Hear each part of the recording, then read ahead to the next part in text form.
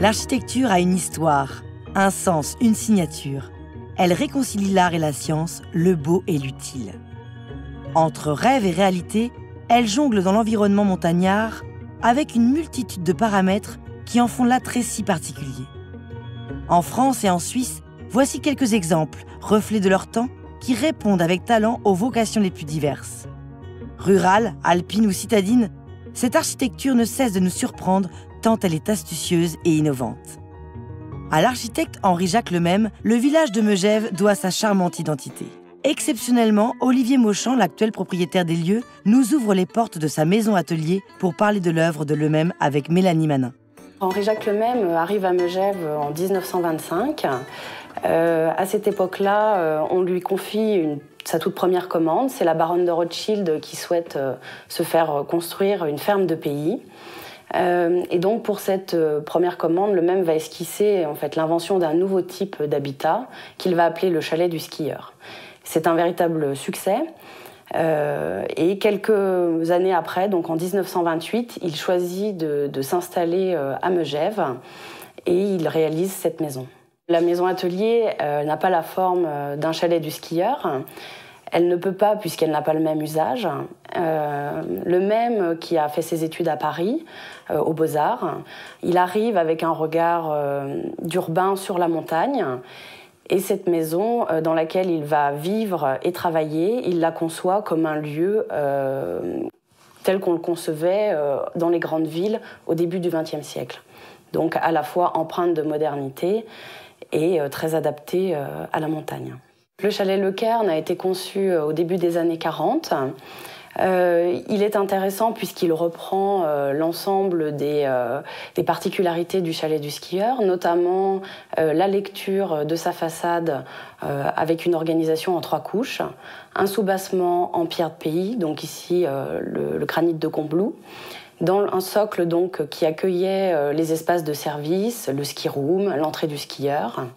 Un bel étage donc marqué par l'enduit qui accueillait donc les espaces de réception, les espaces de vie, avec de très grandes ouvertures sur le paysage. Et puis la partie supérieure recouverte de bardages bois où on trouvait les espaces de nuit et les chambres. Lemesme est un homme de culture, il est très curieux, il s'intéresse à l'art, à la littérature et bien sûr au mouvement d'avant-garde en architecture. Et on a à cette époque-là Le Corbusier qui vient de rédiger Vers une architecture et l'almanach de l'architecture moderne. Et donc Lemesme va s'imprégner notamment des solutions techniques proposées par Le Corbusier pour réaliser cette maison. J'ai fait l'acquisition de cette maison atelier d'Henri-Jacques Lemesme en 2005. Quittant une autre station qui était l'Alpe d'Huez et voulant m'installer sur Megève. Et ce chalet, enfin, cette maison atelier était très attirante par son style un petit peu décalé et surtout par son positionnement au sein de Megève. Il existe effectivement, pour restaurer une maison comme celle-là, un certain nombre de documents. C'est ce qui est merveilleux. De jeunes architectes ont travaillé. Il y a des livres qui ont été édités sur Henri-Jacques Lemesme qui font référence aux matériaux, à ce qu'il utilisait, au style. Donc, pour la restauration, on s'est appliqué à rentrer dans cette maison. C'est une œuvre d'art, donc il faut intégrer l'œuvre d'art. Et puis, à partir de là, essayer de trouver ce qui va aller avec. Jamais faire un mouvement qui pourrait déplacer l'équilibre parfait de cette maison.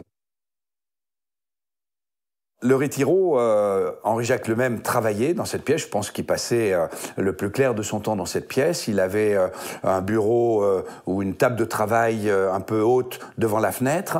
Il avait son bureau pour recevoir ou faire ses papiers. Et il avait dans un coin un divan qu'il appelait son Retiro, dans lequel probablement il aimait s'allonger, faire la sieste, réfléchir, penser librement. Et donc ce Retiro est tout en boiserie de contreplaqué et enfin il y a un charme et un sens de quiétude dans cet espace qui est absolument extraordinaire. Direction Grenoble, couronnée par les montagnes, pour visiter un lieu superbement restauré dont la reconversion ne manque ni d'audace ni d'intérêt. Il s'agit du siège des éditions Glénat, le couvent Sainte-Cécile. Une belle histoire qu'Aurore Lebègue connaît par cœur. Le couvent Sainte-Cécile est situé au cœur de Grenoble, dans le quartier historique dit des Antiquaires. Jacques Glénat était à la recherche d'un site à Grenoble pour rassembler deux de ses équipes. Il cherchait un lieu dans Grenoble, au cœur de Grenoble, parce qu'il tient à son identité et à ses racines grenobloises.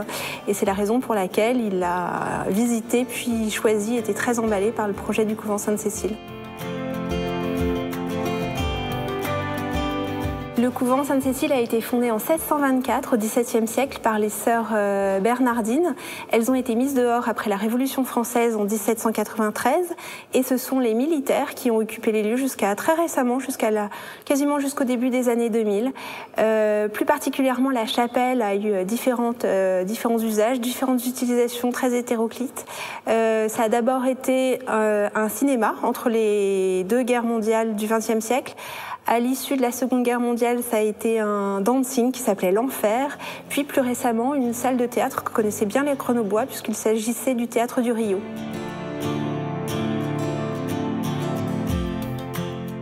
La volonté de Jacques Glénat, c'était de restaurer les lieux au plus proche de ce qu'ils avaient dû être dans leur forme d'origine. C'est la raison pour laquelle de nombreuses recherches ont été effectuées. La chapelle a plusieurs usages. Le premier, c'est d'être l'accueil du siège social des éditions Glénat, ainsi que notre standard. C'est également un lieu d'exposition temporaire. Et puis, c'est également un lieu qu'on peut privatiser et qui donne directement, puisqu'on est dans la chapelle, sur la partie Chœur des Nonnes, dans lequel est installé le restaurant. Donc c'est l'endroit duquel les sœurs écoutaient la messe. Le grand escalier monumental en pierre, c'est vraiment la seule pièce qui n'avait pas été endommagée par les différentes occupations puisqu'il était resté en état. La grande richesse de cet escalier, c'est que les pièces de ferronnerie n'avaient pas été utilisées pour en faire des boulets de canon pendant les périodes de conflit, et donc elles sont d'origine. Et cet escalier monumental abrite aujourd'hui une partie des collections de peintures de paysagistes dauphinois qui représentent la région fin 18e, 19e siècle. Le jardin est un jardin des 4 points cardinaux. Donc on retrouve au nord des biboules et un cyprès, à l'est des roses, à l'ouest des vignes et un olivier, et puis au sud un carré des simples où on retrouve essences et plantes médicinales qui étaient utilisées par les sœurs pour créer leur médecine, potions ou décoctions qui guérissaient. Coup de bol de Jacques Glénat, qui, lors du mois du design des Chirolles, au début des travaux, rencontre Joost Zwarte, qui est un artiste néerlandais, lui dit « Ah, mais tu as une chapelle, comment ça, tu as mis une bibliothèque, c'est formidable. Moi, je viens de réaliser des vitraux pour un palais de justice à Haarlem, aux Pays-Bas. Je trouve ton projet magnifique. Si tu veux, je te dessine l'histoire du livre sur ces 7 vitraux et l'oculus qui a été retrouvé dans la phase de restauration de la chapelle. » Et c'est comme ça que le projet est né. C'était aussi très important pour Jacques Glénat de faire appel à des artisans locaux, comme par exemple Christophe Berthier, qui a un atelier absolument magnifique en face de la gare de Grenoble et qui a réalisé sur les dessins et les croquis de Joost les vitraux. Donc ce sont des vitraux grenoblois également. La pierre, oui, il s'agit d'un artisan de Saint-Antoine-l'Abbaye, un maître pierrier qui s'appelle Monsieur Chevènement et qui, pareil, est un virtuose dans son corps de métier.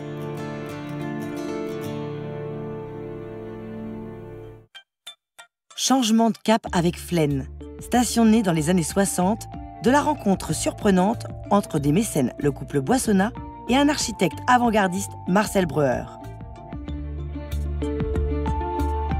Nichée au cœur du grand massif, elle passionne Arnaud Dutheil et intrigue Monica Dalmasso.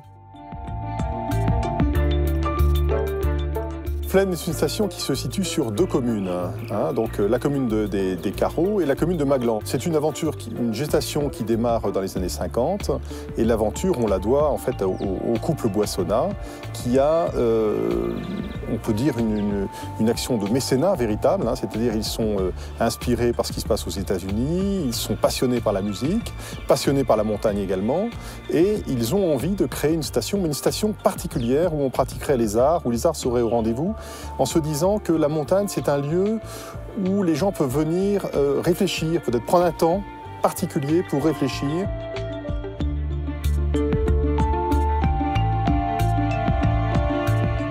Boissonnat avait quand même cette idée donc, de faire appel à une signature, une véritable signature architecturale. Aux États-Unis, ils avaient fréquenté donc Marcel Breuer. En fait, ils avaient une maison côte à côte, donc ils se fréquentaient. Et donc, c'est assez naturellement qu'ils se sont adressés à Marcel Breuer en disant voilà, ça sera vraiment le chef de file. Je réunis une équipe locale de compétences, mais j'ai un chef de file qui va donner le caractère de la station. Ce qui va l'intéresser, c'est la lumière, le travail sur la lumière. C'est comment aborder une réflexion architecturale autour du jeu des ombres et de la lumière. Et donc, c'est important de comprendre que le béton, c'est qu'un moyen pour s'abstraire, vous voyez, des problèmes techniques et des problèmes fonctionnels. Ce qui me paraît important de souligner, c'est, par rapport à cette question d'insertion environnementale, c'est que cette station était vraiment très novatrice. Donc l'approche environnementale, ce n'est pas du tout celle qu'on a aujourd'hui. Donc il faut se remettre dans le contexte, c'était il y a 50 ans. Donc le souci de tout intégrer en sous-sol, rien ne devait dépasser. La fonctionnalité par rapport aux voitures, par rapport à l'accessibilité. On parque les voitures, après on est ski au pied dans les stations. Derrière le forum, en fait, dessous, vous avez une galerie qui contient en fait tout. Tous les réseaux sont accessibles et alimentent en fait les appartements. On a installé le câble à une époque très avancée. Enfin, il y avait un souci chez Boissonnat d'être vraiment très en avance sur ces questions-là. Comme ça, quand on arrive, on se dit c'est uniforme. Vous voyez, c'est-à-dire on a l'impression que ces façades sont uniformes. Et donc, ce qui est intéressant, c'est avec le déplacement du soleil, les ombres vont révéler les différences par immeuble. Voilà, donc on a des principes, ce sont des panneaux préfabriqués, donc moulés, donc il y a une finition qui est parfaite, et des angles, des facettes qui sont proposées. Et donc si vous regardez attentivement, derrière moi, on voit très bien que le forum est composé de 2 immeubles. Vous en avez un où les prismes sont très marqués. Et puis l'autre, c'est pareil, mais on peut remarquer qu'il y a un encadrement de béton qui apparaît, et qui avance un petit peu. Donc une facture un petit peu différente. Et ça crée une animation, en réalité, avec le déplacement du soleil. Vous avez une autre façade, donc le Bételgeuse, là, qui est à côté, ou l'hôtel Le Flaine, où ce sont des balcons qui avancent. Et c'est surtout une animation de la façade extraordinaire. Ces balcons sont très, très profonds, vous voyez. Ils avancent énormément. Et donc ça crée une ombre portée extrêmement importante. Vous voyez, on est vraiment sur un objet sculpté, en fait. C'est une beauté assez sauvage parce qu'il n'y a pas eu vraiment c'est des choix radicaux qui ont été faits au niveau de l'architecture. Et du coup, c'est pas une beauté qui s'impose à première vue, mais qui s'apprivoise, je pense. On prend plaisir à se balader tout seul et ça fait des paysages un peu surréalistes, surtout la nuit. Je trouve que c'est encore plus beau la nuit. Comme cet ascenseur en cube, on s'attend à voir sortir des petits martiens. C'est à la fois quelque chose d'avant-garde et qui a été d'avant-garde dans les années 70.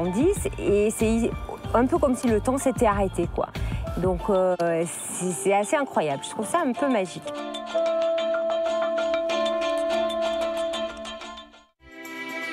Autre temps, autre type d'habitat. Saint-Véran dans les Hautes-Alpes est classé parmi les plus beaux villages de France.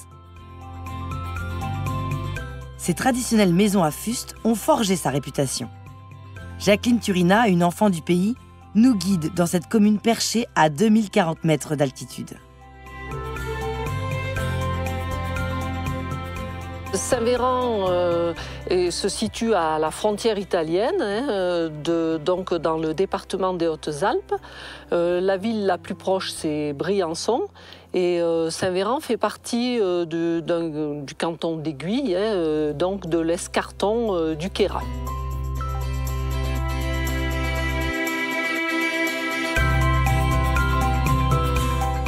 Ce village, comme il est donc très haut en altitude, a dû s'adapter au relief. Et le village a été construit en travers de la montagne pour profiter au maximum de l'ensoleillement. Les maisons sont donc tournées vers le soleil, exposées au maximum au sud. Et elles se composent de plusieurs parties, dont la partie la plus importante qui s'appelle la fuste, qui est constituée de troncs de mélèze qui sont entrecroisés. Et à l'intérieur de cette fuste, on stockait le fourrage.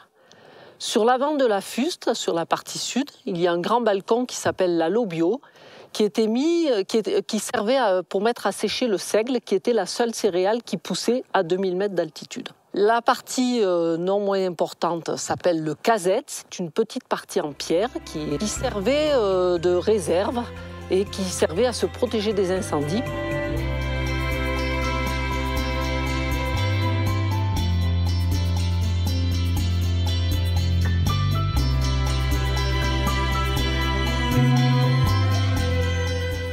Le souci des Saint-Véranais était justement de se protéger des incendies. Donc pour se protéger des incendies, pour éviter que ces maisons brûlent, le village était découpé en quartiers. Il y a 5 quartiers différents. Entre chaque quartier, il y avait un espace qui n'était pas construit pour éviter la propagation des incendies. Et les gens, toujours pour lutter contre ces incendies, organisaient des rondes pour veiller à ce qu'aucun incendie se déclare. Et donc, lorsqu'ils arrivaient au bout du village, pour dire que tout allait bien, ils criaient « Soum ». Il y avait 2 Soums à Saint-Véran, donc le Soum des Foranes et le Soum du Villard, qui est à l'opposé du village.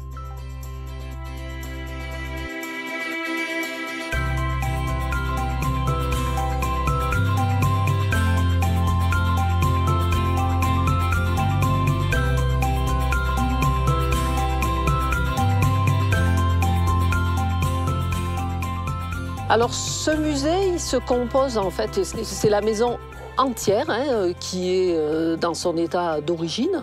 Alors il y a une partie évidemment qui est très importante, qui est la pièce où vivaient les gens et les bêtes, qui donc se trouve au rez-de-chaussée de la maison. Ensuite, il y a une circulation intérieure qui s'appelle le courriou, qui permettait aux gens, lorsqu'il y avait énormément de neige, de descendre le fourrage pour soigner les animaux sans avoir à passer par l'extérieur. Les maisons à fuste que l'on trouve à Saint-Véran, il y en avait dans d'autres villages du Queyras, mais qui ont été détruits par les incendies. Saint-Véran a eu la chance d'être bien conservé, d'avoir pu se protéger contre ces incendies. Je crois qu'on en trouve quand même dans d'autres régions d'Europe, au moins dans des granges, si ce n'est des habitations. Il y a des granges qui sont faites un peu sur le même modèle architectural.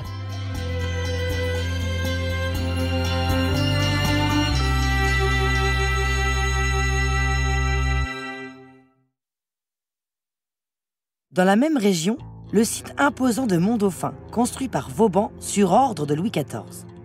Cette place forte fait partie des 12 sites majeurs de l'architecte, inscrits au patrimoine mondial de l'UNESCO. Elle associe de façon surprenante activités civiles et militaires. Nous nous trouvons sur le plateau des Mille Aorès, c'est de l'occitan, c'est la langue occitane, qu'on parlait de Turin à Barcelone, et qui signifie plateau des 1000 vents.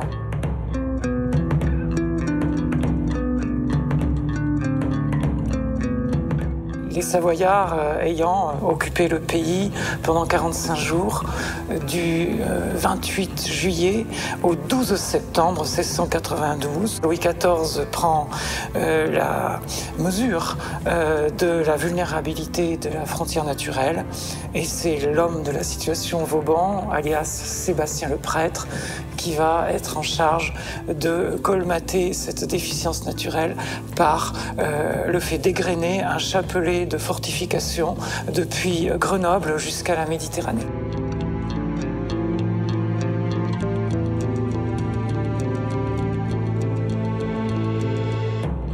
Vauban est au service de l'armée depuis l'âge de 17 ans. Il se met très vite au service du roi. Il est d'ailleurs reconnu par ses compétences. Il est à la fois architecte, ingénieur.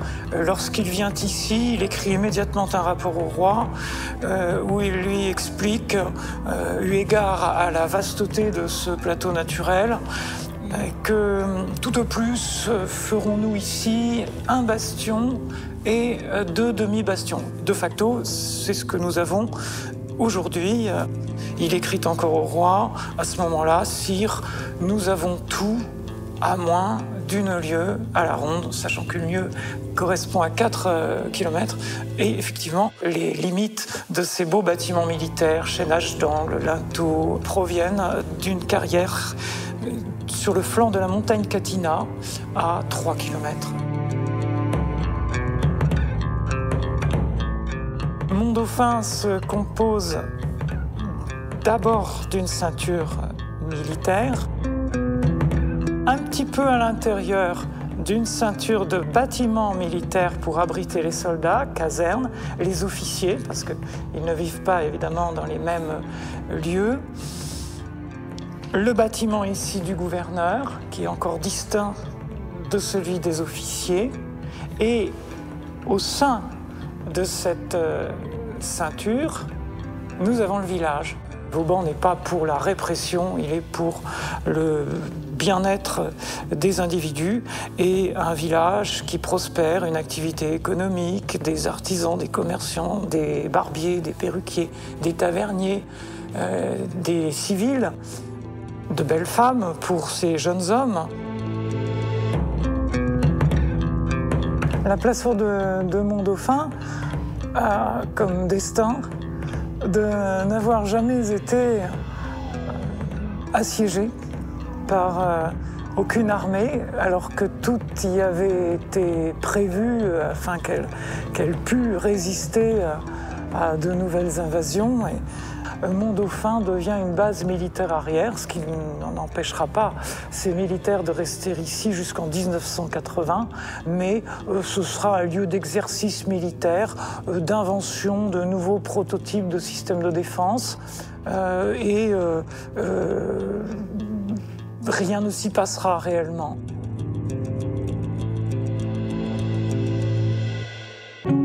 En Franche-Comté cette fois, le château de Joux, qui occupe une situation stratégique à l'entrée de la Cluse de Pontarlier, illustre parfaitement l'évolution de la fortification. Au cours de sa longue histoire qui fait rêver Gilles Érard, on y retrouve la patte de Vauban. Le château de Joux donc, est situé sur une hauteur, une montagne, dominant la vallée de la Cluse et Mijoux, à 6-7 km de la frontière suisse. Et c'est une voie de passage extrêmement fréquentée depuis l'aube des temps. Le château est un véritable musée à ciel ouvert de l'évolution de la fortification. Le château de Joux fut d'abord un donjon de bois, une habitation seigneuriale, probablement une habitation de chasse. Et cette habitation primitive, habitation de bois, eh bien, assurait au seigneur de Joux le gîte et la protection. C'est une très longue évolution, très lente évolution, qui va profondément changer la silhouette du château au fil des siècles. Le château aura quelques occupants, des successeurs indirects de ces seigneurs de Joux, et il va être racheté par Philippe le Bon en 1454. Le château va entrer dans les possessions de ce comté de Bourgogne qu'on appelle aujourd'hui Franche-Comté.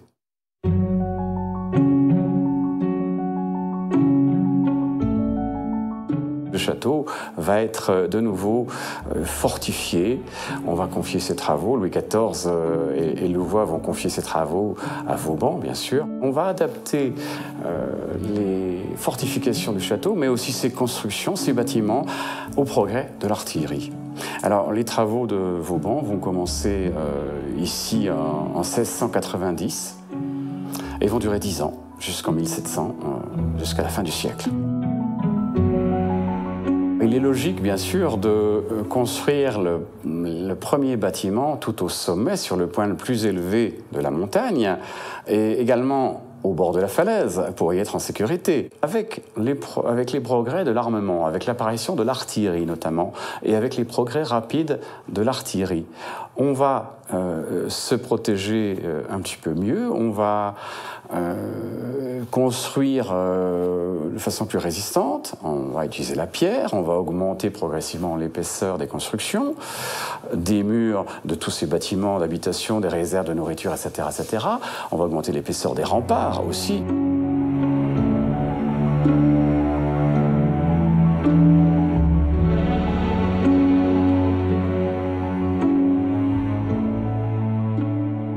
À l'époque Vauban, les bâtiments les plus importants, réserve de nourriture, cuisine, office, vont être reconstruits sous voûte de pierre. Donc là, ce sont des bâtiments très épais, des voûtes de pierre qui peuvent atteindre 2 mètres d'épaisseur à certains endroits, des murs porteurs eux-mêmes également d'une épaisseur impressionnante, on le constate au passage de porte. On va ajouter une 5e enceinte. On va plus exactement fractionner la 5e enceinte en 2, en perçant dans la 5e enceinte un fossé très profond et en construisant un rempart supplémentaire qu'on traverse en passant sous la belle porte Louis XIV.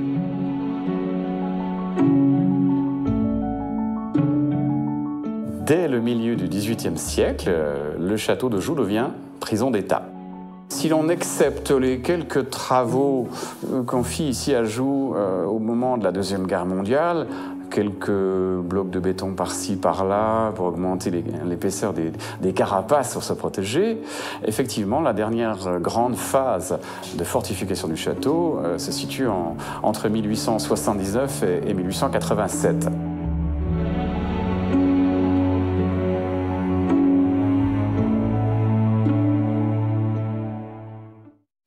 Proche de Besançon, à Nancray, le musée des maisons comtoises en plein air enchante.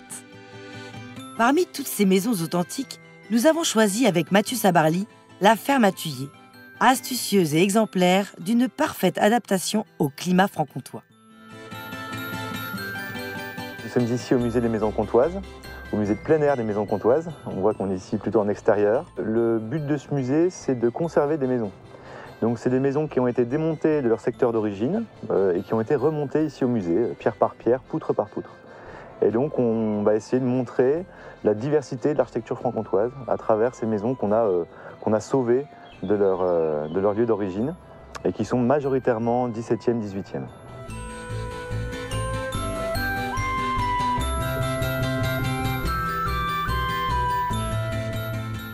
La ferme à Thué, comme on dit en Franche-Comté, Thué ou Thuillé, des Arces de Morteau. Donc c'est une maison pastorale, c'est une maison où on fait de l'élevage, on a quelques vaches, quelques bœufs, on fait du lait, à destination du comté principalement. C'est aussi une ferme où on va faire de la polyculture un petit peu, et c'est aussi une ferme donc à Thué, c'est-à-dire on va fumer les viandes. Le Thuillé, c'est une pièce cheminée, donc cette pièce a fonction de fumoir. Le but du jeu est que toute la fumée de la maison arrive dans cette pièce-là et que les morceaux de viande soient en permanence dans la fumée pour pouvoir être ensuite conservés.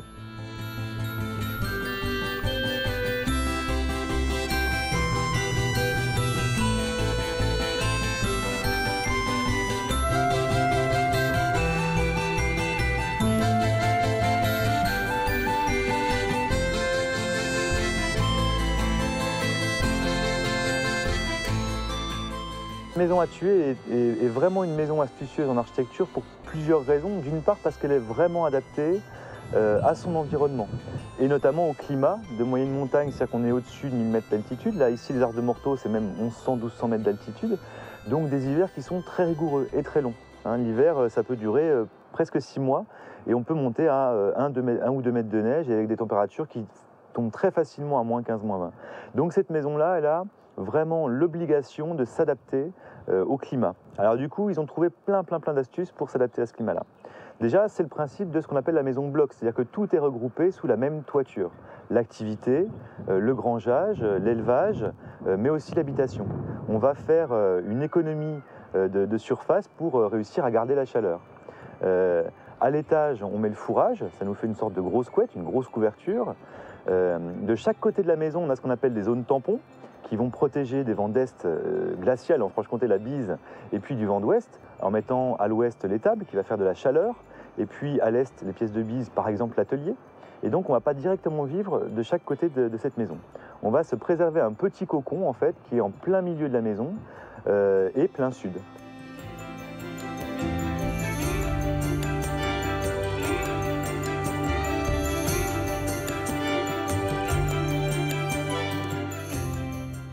On va aussi enterrer à moitié la maison au nord. On n'a aucune ouverture au nord. C'est quelque chose qu'on a un petit peu oublié au fil du temps. Aujourd'hui, on met les grandes fenêtres là où il y a une belle vue. Alors que bien sûr, au nord, il faut se protéger du froid. Donc la maison est semi-enterrée, n'a pas d'ouverture au nord. Comme ces maisons sont partiellement en bois, elles ont une sensibilité à l'incendie. Alors du coup, pour pouvoir préserver tout ce qui est précieux, le grenier n'est pas à l'intérieur de la maison. Il est séparé de la maison et il est juste assez loin pour qu'en cas d'incendie, les flammes ne puissent pas venir y mettre le feu. Donc dans ce grenier qui est séparé de la maison, qui est un grenier fort, alors il ne paye pas de mine parce qu'il est en bois, mais c'est vraiment un grenier fort, au sens coffre-fort. On va mettre tout ce qui est précieux, bien sûr avant tout le grain, c'est de là que vient le mot grenier, parce que la graine c'est la nourriture de l'année et c'est la semence de l'année suivante. Mais on va aussi mettre les clarines des vaches, l'agneau, les habits du dimanche, les papiers du notaire, toutes les choses qui peuvent être précieuses et qui vont être préservées en cas d'incendie.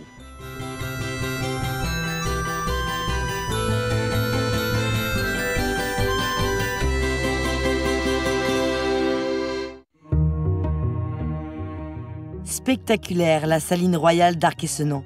Chef-d'œuvre du jeune Claude-Nicolas Ledoux, architecte visionnaire du siècle des Lumières, est un témoignage rare dans l'histoire de l'architecture industrielle. Ce monument unique au monde captive Isabelle Salé. La saline de Salins est une saline qui a pris son essor au XIIIe siècle et qui était dans une vallée. Donc au XVIIIe, il était difficile de s'approvisionner en bois. Et donc l'idée du roi et de l'architecte, ça a été de construire une saline à 20 km de Salins-les-Bains, mais surtout à proximité de la grande forêt de Chaux pour y aller puiser le bois de combustible. La saline a été décidée par Louis XV et construite sous Louis XVI et on demande à un jeune architecte qui s'appelle Claude-Nicolas Ledoux et qui a 36 ans à l'époque.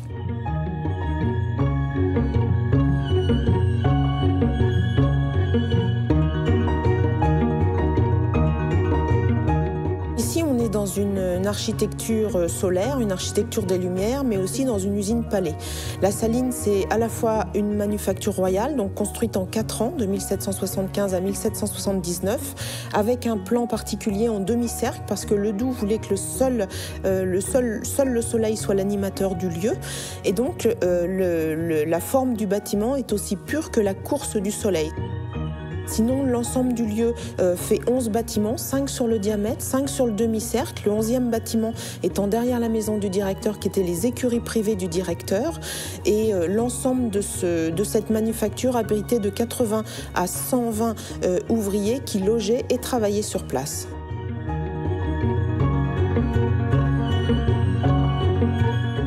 Sur le diamètre, il y a 2 grands bâtiments qu'on appelle les bernes, qui étaient le cœur productif de l'usine, qui font 2000 m² au sol, 80 mètres de long. Et le diamètre est terminé par 2 petits pavillons qu'on appelle les commis, qui étaient l'école blanc de l'usine, c'est-à-dire les contremaîtres, les administrateurs, et pour l'autre commis, à l'est, la gabelle, donc les percepteurs de l'impôt. Et Malraux, en 1967, a déclaré ce lieu d'intérêt national sur le plan de l'architecture. Et donc, l'inscription sur la liste du patrimoine mondial de l'UNESCO a eu lieu en décembre 82 sur le critère de génie visionnaire et architectural de Claude-Nicolas Ledoux. Et ce classement a été étendu en 2009. Notre aire de classement a été étendue en 2009 à la saline de Salins sur la valeur universelle du sel indigène. C'est une architecture industrielle, monumentale, et c'est une usine palais, parce que Ledoux avait comme maître Andrea Palladio, et donc l'architecture fait forcément référence à Palladio et à toute l'architecture italienne. La façade de la maison du directeur se caractérise par des colonnes qu'on appelle eudolciennes, maintenant vraiment attachées à Ledoux, puisque ce sont une alternance de colonnes cubiques et cylindriques, qu'on appelle cubiques à bossage 1/2 dans le terme de l'architecture, et qui est couronné d'un oculus qui pour l'architecte était symbole d'unité, de perfection, le cercle complet, mais qui était aussi symbole de surveillance, puisque la saline est aussi une architecture panoptique, puisque d'où qu'on soit, on peut nous voir, de façon à ce que quiconque puisse entrer dans la saline voit la présence de l'autorité. On vient voir forcément le patrimoine avec des expositions, des collections permanentes, donc une exposition sur l'histoire du sel dans le lieu. Il y a une petite expo qui explique la saline après le fonctionnement de la manufacture. Et puis ici, un festival de jardin. Et puis il y a le musée Ledoux, qui est un musée de 50 maquettes en référence à Claude-Nicolas Ledoux, le seul musée consacré à un architecte en Europe.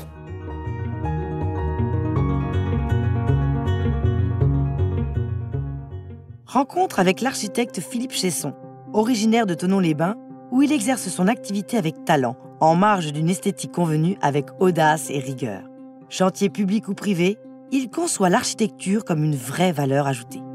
Les quelques fois où on a pu faire appel à moi, j'ai été très flatté quand on m'a prêté une oreille et que les clients ont eu écho, que j'ai pu écouter les attentes de mes clients.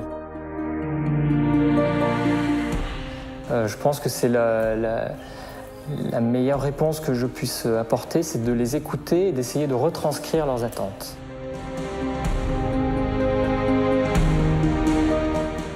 Concernant l'immeuble de le Marie-Éléonore, qui est situé à côté d'Évian à Neuvecelle, là, l'équation était de répondre à un contexte assez particulier d'un terrain très pentu, inséré au cœur d'une voie relativement passante. Néanmoins, très ouvert sur le lac. Une attente d'un promoteur aussi relativement particulière, inhabituelle, qui a, lui, compris qu'aujourd'hui l'architecture était une valeur ajoutée dans son produit, qu'il allait vendre dans ses appartements, donc il y a une vraie attente architecturale. La volumétrie de ce bâtiment n'est que le fruit de ce que j'ai pu percevoir du terrain et de la volonté aussi d'offrir à chaque futur résident une vraie appropriation de son appartement. Là, j'ai tenté de définir pour chaque logement une marque, une identification, une exposition et un volume identifiable. Cette maison qui est en béton, qui représente pour moi effectivement une des rares réalisations que j'ai pu faire en béton brut, revêt un autre caractère. Nous n'avons pas d'avant-toit, nous avons une architecture plus rigoureuse et la volumétrie, cette rigueur de la volumétrie est là encore révélée jusqu'à son terme par l'utilisation dans sa plus simple expression des matériaux. Le béton, le plus neutre possible. C'est vrai que quand on fait une maison, quand on construit la maison de sa vie, on a envie d'un vrai parti pris dans l'objet en lui-même. On a vraiment envie d'avoir quelque chose qui va marquer. Enfin, nous, c'était vraiment notre choix. On avait vraiment envie d'une maison à forte âme. Et moi, j'avais envie d'angles très droits, d'angles saillants, j'avais envie de toits plats, j'avais envie de choses très marquées. Et donc, il fallait arriver à ce résultat qui n'était pas forcément évident dans la région dans laquelle nous vivons. Et nous avons choisi donc Philippe Chesson pour cette raison, parce qu'à un autre sens, il était l'architecte qui était le plus à même de comprendre et d'arriver à réaliser ce que nous avions dans la tête, qui était très fort. La volumétrie de cette maison n'est que le fruit du plan. Ma façon de travailler est effectivement guidée par ce schéma et effectivement nous avons avec les propriétaires d'abord raisonné le plan pour que les choses fonctionnent et au-delà la peau est venue s'organiser autour du plan et de fait révèle le plan depuis l'extérieur. Restons en Haute-Savoie pour découvrir Maurice Novarina grâce à Karine Bonneau, jeune architecte. L'église Notre-Dame de Toute-Grâce au plateau d'Assy illustre le renouveau de l'art sacré, mais aussi la commande religieuse, domaine fécond dans l'œuvre de Novarina. L'église Notre-Dame de Toute-Grâce au plateau d'Assy, donc est située au-dessus de la commune de Passy. Et l'église du plateau est commanditée par Jean d'Évémy, donc un chanoine, pour les malades du plateau. Il souhaite donc faire concourir plusieurs architectes à ce sujet. Et donc en 1937, il lance un concours auquel le jeune Maurice Novarina répond. Maurice Novarina est originaire de Thonon-les-Bains. Il est né en 1907 à Thonon-les-Bains et il est mort dans la même ville en 2002. Il part d'une très petite agence à Thonon-les-Bains. Il est un architecte local, donc dans les années 30. Et puis avec la reconstruction, il va devenir un architecte reconstructeur. Donc son agence va prendre une envergure nationale. Et le fait qu'il soit ingénieur et architecte fait qu'il a un profil très technique, très efficace, et ce qui en fait un chef d'agence très doué. Le renouveau de l'art sacré se situe plus au niveau de la présence des œuvres qui seront motivées par le père couturier et le chanoine Jean de Vémy. Et Novarina considère que l'art participe à l'architecture, non pas comme décor, comme un tableau accroché sur un mur, mais comme élément de structure, élément qualitatif qui viennent habiller un mur et donner une autre fonction que celle de la structure ou de l'enveloppe. Dans l'architecture religieuse de Maurice Novarina, il y a deux périodes. Il y a la première période avant-guerre qu'on a caractérisée comme étant une période régionaliste de l'architecture religieuse, donc avec plutôt des églises de montagne. Et puis il y a toutes les églises modernes, construites entre 1950 et 1970, sont très sobres, utilisent des matières très brutes telles le béton armé, qui est présenté et travaillé le plus simplement possible.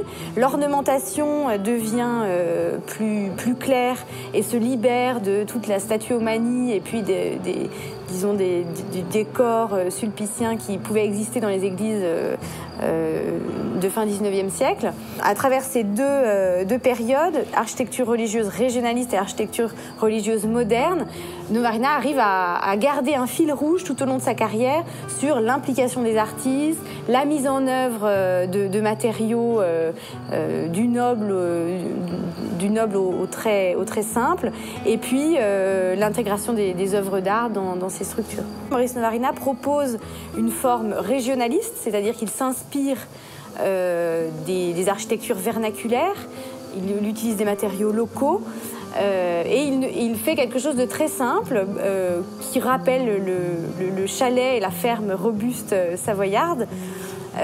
Et finalement, le renouveau de l'art sacré se situe plus au niveau de la présence des œuvres qui seront motivées par le père couturier et le chanoine Jean de Vémy. Maurice Novarina est pratiquant et croyant.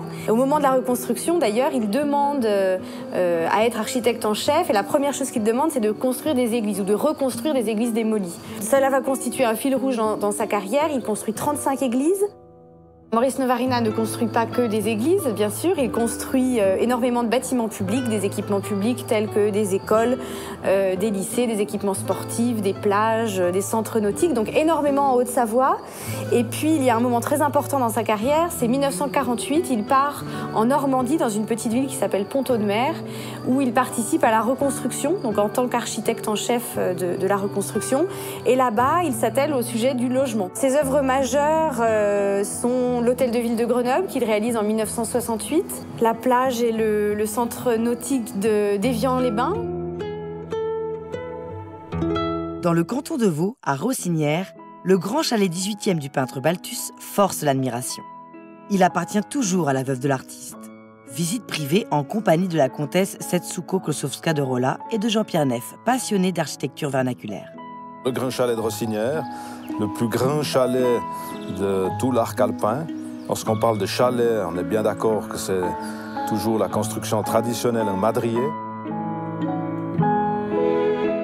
Jean-David Hinchot a fait donc en 1754 construire ce grand chalet. Pourquoi ce bâtiment aussi grand? Tout d'abord parce qu'il voulait stocker plus de 600 meules de fromage, comme c'était son fonds de commerce. Et c'est ce qui a donné finalement la dimension de ce bâtiment. Il n'a pas pu profiter de son chalet puisqu'il est décédé 2 ans après la fin de la construction du grand chalet. Et puis il s'est très rapidement muté en hôtel-pension pour les Anglais, jusqu'à ce que Balthus arrive en 1976. Quand on parle d'architecture sur nos chalets de montagne, c'est toujours un grand mot, parce qu'en fait, il n'y avait pas d'architecte à cette époque-là. Il faut bien savoir que c'était les charpentiers, qui étaient les bâtisseurs, qui, eux, travaillaient en proportion. Et ce qui donnait finalement l'architecture des chalets, comme celle que vous avez derrière moi, c'était comme une partition de musique. Ça devait être une harmonie entre les soubassements et puis les différents étages qui avaient chacun une autre grandeur pour arriver jusqu'au sommet à la toiture. La technique de construction en madrier, en bois autoporteur, limitait quand même les portails pour les structures porteuses, ce qui fait que vous avez toujours des pièces qui sont relativement les mêmes que dans des chalets traditionnels. Mais c'est comme si vous aviez assemblé à peu près une dizaine de chalets traditionnels avec leurs pièces les uns sur les autres pour donner cette énorme construction. Les charpentiers avaient leur fer, leur moulure, leur découpe, leur chantournage propre, parce que c'était une signature, mais c'était toujours aussi un rapport avec le constructeur, avec le propriétaire, qui bien entendu plus était quelqu'un d'important, de riche, plus voulait montrer sa grandeur, donc plus laissait le charpentier décorer, sculpter le chalet. Et puis vous avez des chalets où en plus des décorations dans le bois, il y a des écritures. Et ça, c'était vraiment lié au propriétaire. C'était 1976. Balthus et moi, déjà, depuis plusieurs années, on avait l'habitude de venir à Gstaad, chez des amis. Et on est en train de chercher une maison en Suisse. Et nos amis ont proposé de venir prendre du thé au Grand Chalet. Alors, en passant cette entrée, il y a un corridor très étroit. À ce moment-là, j'avais vraiment la sensation que maison m'a pris. Et je retourne vers Balthus et je dis « Ah, j'aimerais bien avoir cette maison ». Et le propriétaire dit assez timidement « On essaie de vendre cette maison, mais personne ne s'intéresse ». Alors Balthus a tout de suite « Je m'intéresse ». Cette maison a une noblesse, comme c'est dressé vers le ciel, c'est tout à fait extraordinaire. Et d'ailleurs, Ferrini, qui était grand ami à nous, qui venait souvent ici, il a dit « Ah, mais ça c'est tout à fait temple tibétain ». Ça lui a beaucoup impressionné, ce côté monumental dressé vers le ciel. Restons en Suisse pour revenir au XXIe siècle et s'immiscer dans le campus universitaire de l'École polytechnique fédérale de Lausanne, où se trouve le fameux Rolex Learning Center. Cyril Veillon décode pour nous ce bâtiment spectaculaire, signé du bureau d'architecture japonais Sana. L'EPFL est l'École polytechnique fédérale de Lausanne. La bibliothèque avait été créée pour 2000 étudiants au maximum, et maintenant on est à 8000 étudiants. Plus 4000 chercheurs et collaborateurs. Donc il fallait absolument construire une nouvelle bibliothèque et c'était une opportunité de créer un lieu de rencontre. Les plus grands architectes du monde ont été invités. C'est déjà un concours historique. On n'avait jamais vu ça dans l'histoire de l'architecture pratiquement. Jean Nouvel, Zaha Hadid, Herzog et de Meuron, Rem Koolhaas, toutes les grandes stars de l'architecture ont participé à ce concours. Et Zanaha, donc Kazuyo Sejima et Ryui Nishizawa. Ce concours a été mémorable et est sorti ce projet étonnant qui était nouveau sous tous ses aspects, complètement inédit, le concept, la construction du bâtiment, rien n'était nouveau, mais il a presque occulté tous les autres par sa particularité et ça était extrêmement séducteur.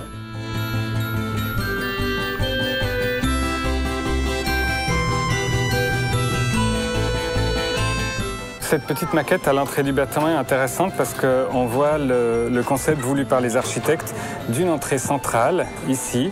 Et pour accéder à cette entrée, le bâtiment se soulève des 4 côtés, ici, et on passe sous le bâtiment pour accéder au centre du bâtiment et après se diriger à l'intérieur de ce parc, de cette topographie Ça crée une atmosphère tout à fait particulière. C'est un lieu effectivement où déjà on a envie d'entrer, on a envie de passer sous ces voûtes et d'entrer dans le bâtiment. Une fois qu'on est à l'intérieur, les gens se rencontrent. On ne peut pas venir au Learning Center sans faire des rencontres fortuites. Plus important, je dirais, dans le Learning Center, c'est cette vague en béton, ces deux coques, deux immenses coques. C'était un défi d'ingénierie civile très important.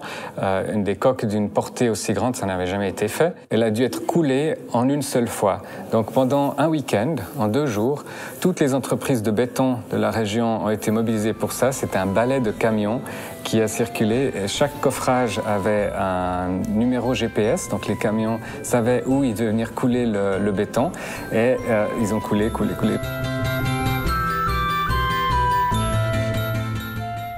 Alors le bâtiment a amené un coup de projecteur sur les PFL assez phénoménal et c'est assez intéressant de remarquer l'effet marketing de l'architecture parce qu'un bâtiment comme ça effectivement est publié dans le monde entier. Alors si on demande aux architectes japonais de Zana qui ont construit le bâtiment pourquoi ils ont créé cette forme, ils expliquent qu'on suit en fait à l'intérieur la topographie de la région comme ça, vallonnée, montagneuse. Et c'est vrai que quand on est dans ce bâtiment, on commence à rentrer, on a l'habitude des sols plats et puis là on rentre dans le bâtiment, on commence un peu à monter, on voit que la pente est raide et on a vraiment comme une sensation qu'on n'a jamais eue à l'intérieur, mais de marcher en montagne. L'architecture est un domaine qui est enseigné à l'EPFL depuis les années 50. Ça a d'ailleurs fait un petit peu de polémique parce que c'est quand même... L'architecture, c'est pas un art, c'est pas de la science, ou je dirais plutôt c'est un art, c'est de la science, mais c'est ni complètement l'un ni complètement l'autre.